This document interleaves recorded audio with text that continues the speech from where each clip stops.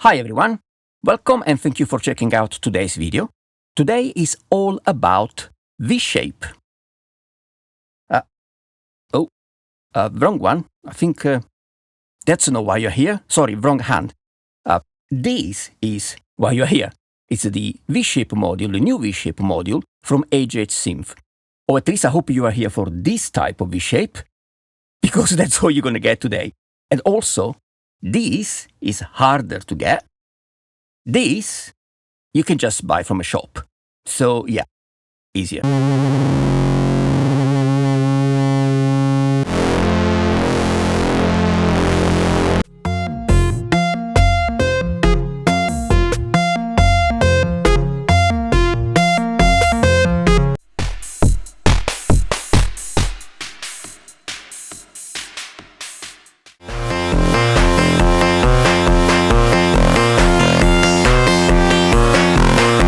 This is not a digital multifunctional module with hidden menus and 3,178 apps you can recall by way of secret switch combinations and knob twisting and buttons. No, it's all analog, 10 HP wide, 26mm deep including the power lead connector, 75 milliamps on the positive and 45 milliamps on the negative stripe. By the red, it's your negative stripe. This is an interesting proposition from AJH Synth, or at least it grabbed my attention, because I was looking for some way to add the wave shaping, movement, distortion to my smaller case, a 7-unit case. If you watched some of my other videos, you know I like distorted, saturated sounds and so on. So I needed something for that case. I was looking for something small. I did not want to use a lot of HPs for a distortion unit and then a lot of HPs for a Waveshaper and so on. I needed something, maybe a small distortion module, a small Waveshaper module. Then this was announced, so I decided to wait. It became available, and here we are. Very briefly, it has a wave twisting section with input, shape control, offset, CV control, and a dedicated output for this unit. Then you have a separate distortion unit with input to the distortion section, distortion control, base level offset for the CV control of the distortion, and a dedicated output.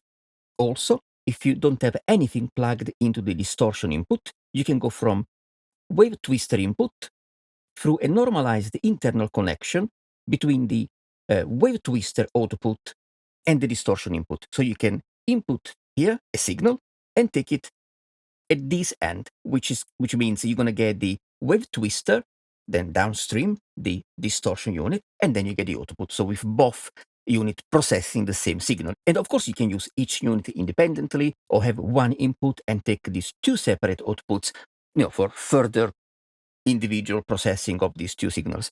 For the distortion section, the input to the distortion module with distortion control, DC offset for like a base level for the CV control of the distortion, a dedicated output for the distortion module, soft clipping distortion, hard clipping, and you can activate the wavefolder, single stage wavefolder, or leave it out.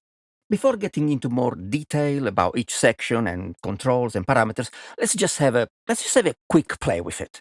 I'm simply going to send a saw signal, and I'm going to take it out of the wave twister section, this top channel here. It will be the yellow shape. It's already, of course, affecting the signal. And you see, I can twist, I can skew left to the right, and I can have this under CV control. I'm just going to send a sine LFO, changing the speed of the LFO.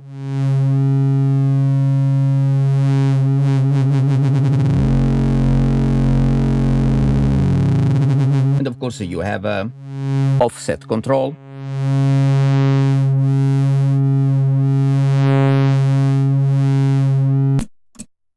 Then we have the distortion unit, so input into the distortion. We take the output from the distortion, and it's active. This is the offset. Right now we set soft clipping.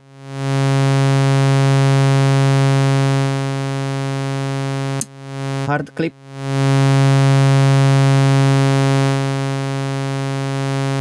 And you can, of course, use CV control for the distortion.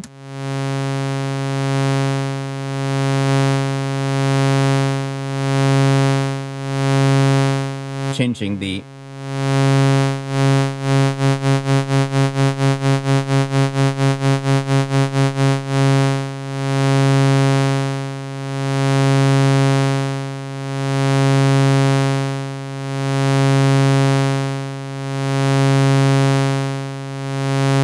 and we have a wave folding.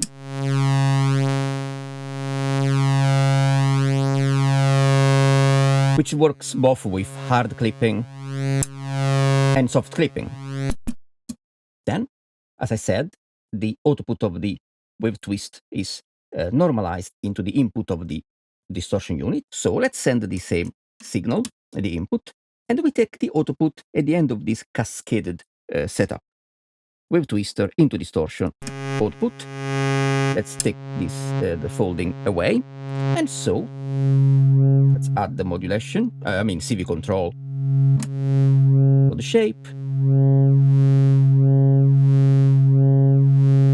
Add some distortion. Some wave folding. Hey, we have dancing ghosts. Let's make them dance faster.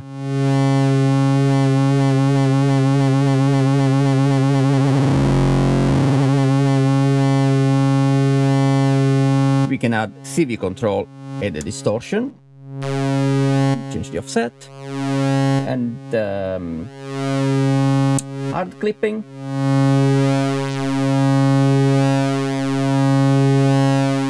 With or without folding.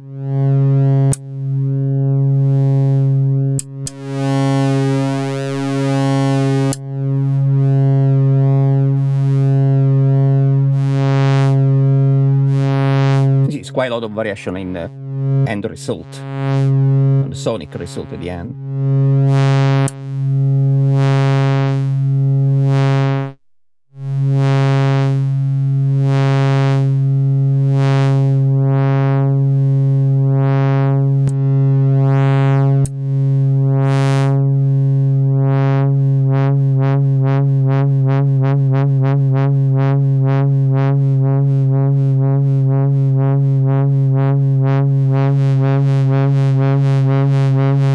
Offset for the wave twist.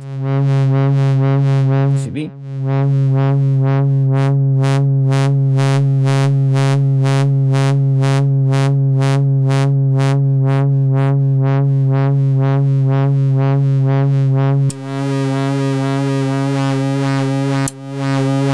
Okay. Now let's go into a little bit more detail of all the features and so on, and some different sounds, some different patches, of course. Okay, let's look at a couple more things specifically about the wave twister section, this top section here. What kind of signals can you send through this wave twister so that you can actually skew it, add this sort of pulse width modulation? But practically you can send anything apart a signal like a square wave with very steep leading falling edges.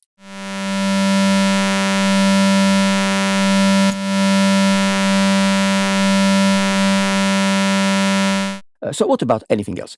Okay, let's take the output of this mixer. We're going to send a few things to it. We start with just a sine wave. And the red signal is what we're sending into the V shape. The yellow signal is what we're getting out of it.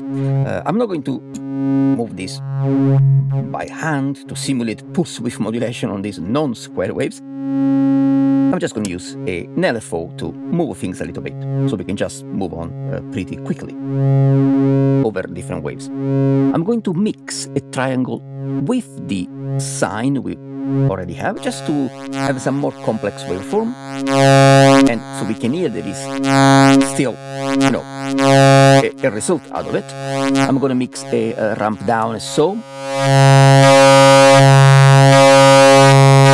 With this offset, you change the input signal to center it to 0, or more negative, more positive.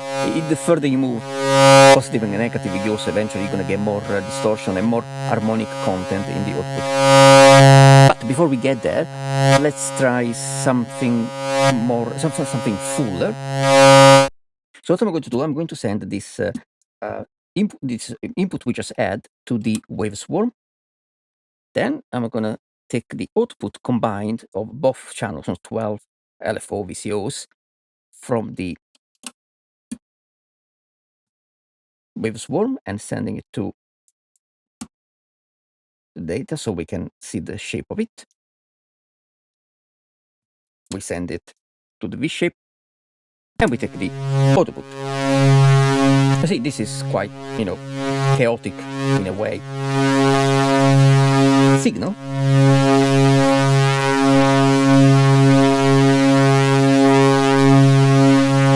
And you can hear that we still have this skewing effect. Now let's try something different. Let's try a few waves from a few different sources, including some from the braids, and let's see what happens. Let's take away what we don't need. There you go. Don't need this guy, and we don't need this guy. This guy can go here, and we can take the output from a few different sources, send it at the input. That's what is coming in now. Actually, let's start from down here and take the output.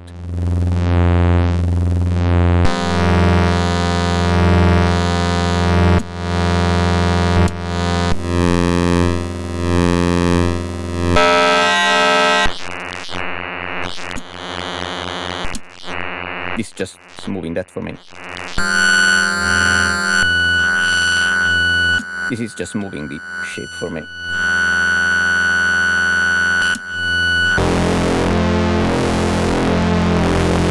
That's quite nice. See, it's not perfect, very, very, very steep edge, so you still get usable results.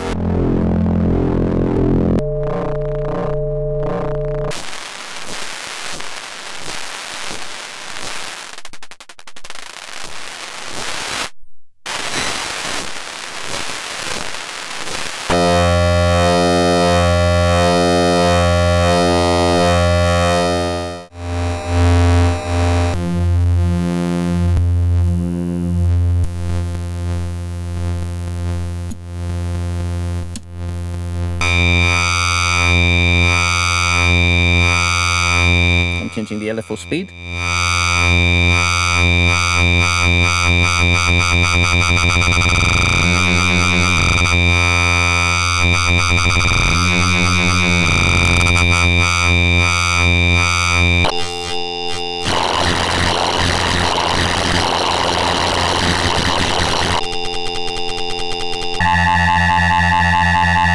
Anyway, so you get the idea. You can send whatever you want in there. So with the offset knob, I'm inputting a triangle now. You can offset the input signal more below 0, more to the center, or more positive away from 0. Now, the further you get from 0, the more distortion and harmonics you will hear added to the sound. Of course, you can change the type of signal you send to change the skew, the twist. You can attenuate the LFO. So, you can play around with the attenuator, with the actual LFO, with the offset to get the type of sound that you're after.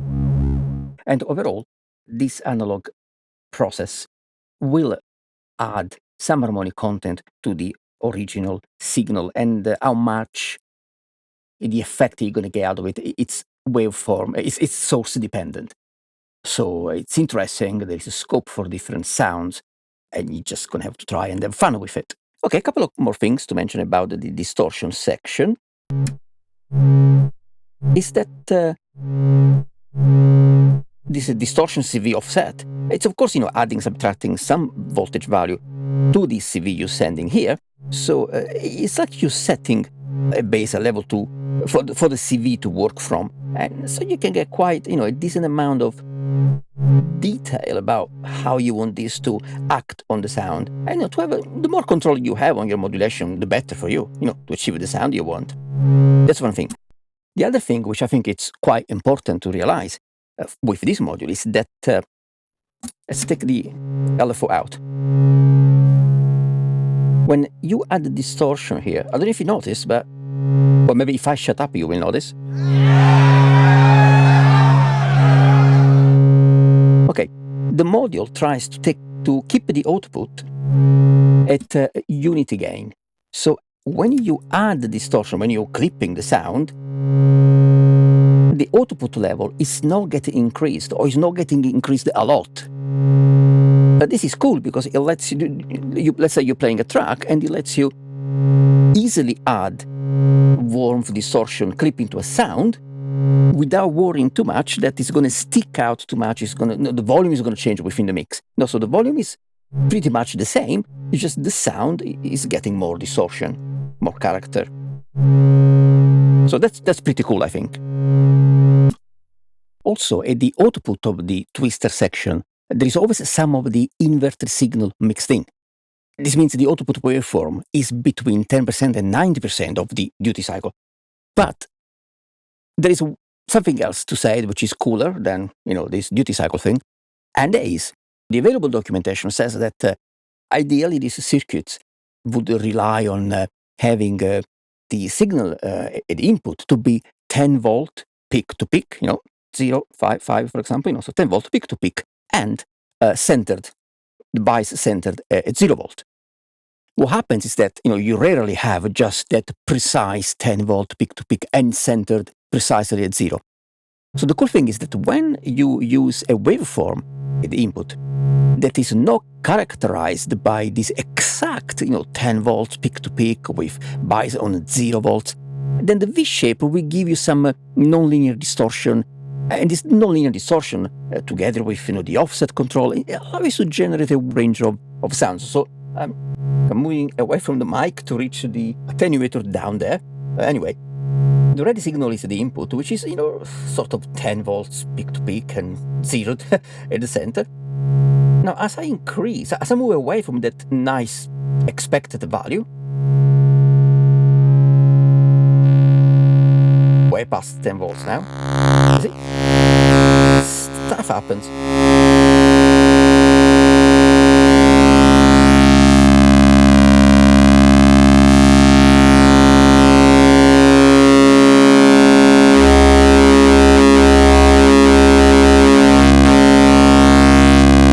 Let's add some, let's bring this back, roughly those 10 volts, and let's add some modulation, some CV control to the twist, and let's change the voltage, the amplitude of the input signal.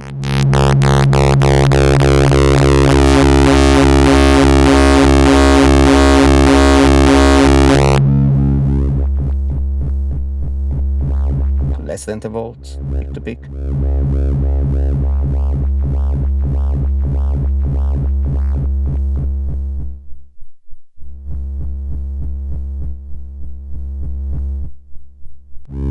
See how I'm changing the amplitude of the input red signal.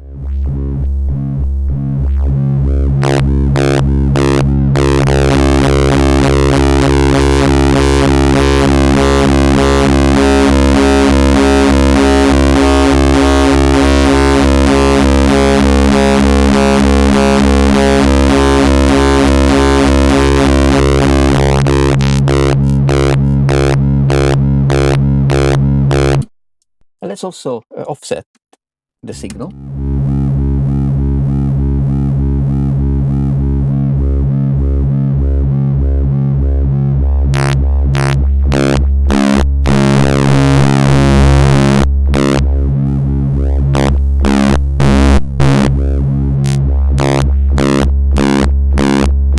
And change amplitude.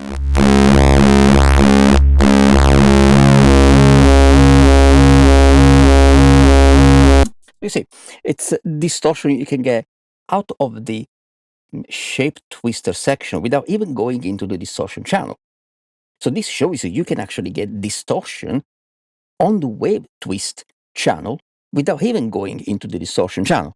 So if you want two kind of different distortions, one applied to a different sound, you can do that. You can have a synth voice going into the wave twister for that skewing effect and some non-linear distortion. And you can have another synth voice going into the actual distortion channel for maybe more controlled, because the unity gain control the output, grittiness, warmth, distortion, on a different kind of synth voice. So that's cool, because it's like you have two distortion channels, plus one is a skewer, while this other one can change between soft, hard clipping, and wavefolding as well. So that's nice. So now let's move on to have some fun with different types of waveforms. Let's go skew some waves while modulating the distortion.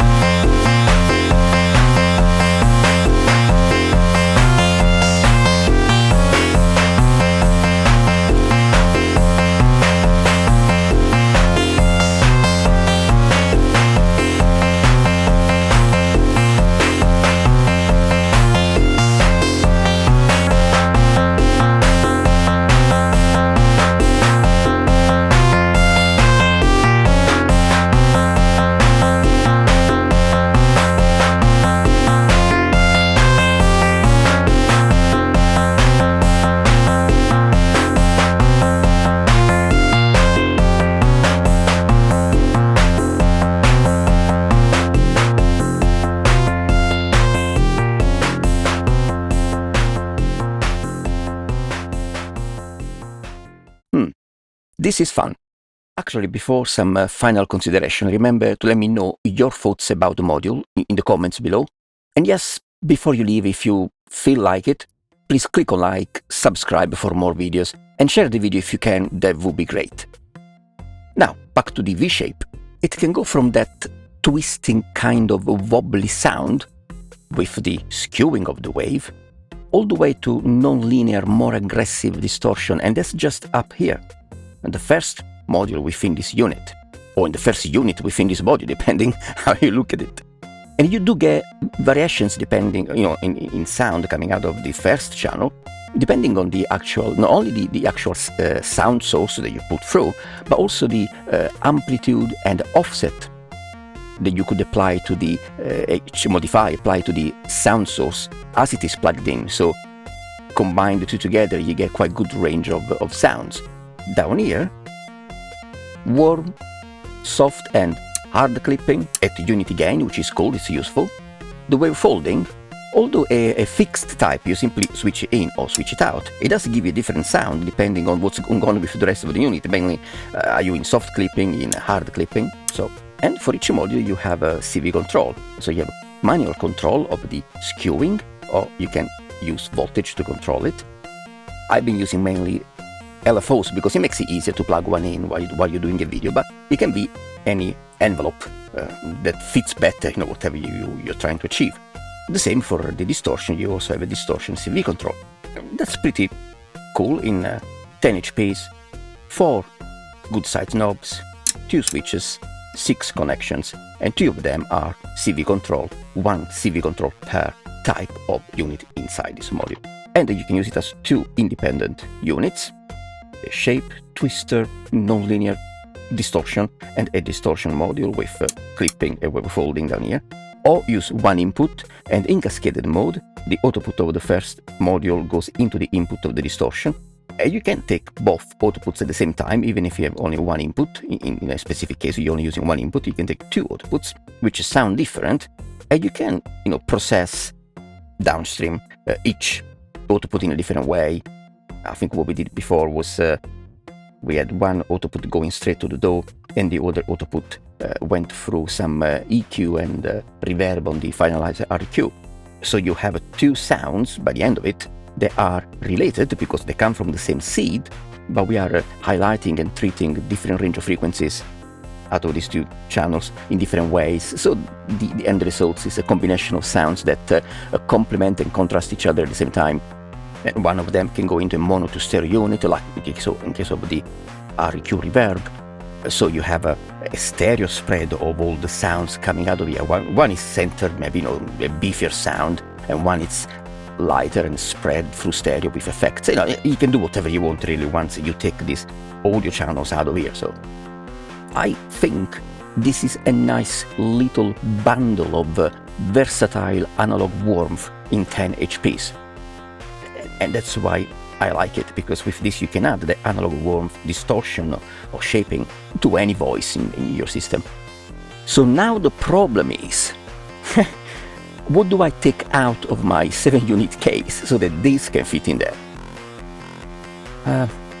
But honestly, I think this is going to be a bit of a nomad module. I can see the V-shape jumping around in between the 7-unit case and the bigger Doppler monster cases, because I cannot buy 2, but I definitely will want to use it on a variety of sound sources and overall, settings of what's going on. So it'll definitely be sometime in the 7-unit case, sometime in the other cases. Good thing I use Nerlist, because that makes it a little bit easier to move modules around, so not too much of a problem. Okay, guys and girls, thank you again for checking this video out. Remember to like, subscribe, leave a comment below. Also check out my other videos on this YouTube channel, there could be something there you like. And as always, have fun and keep Euroracking.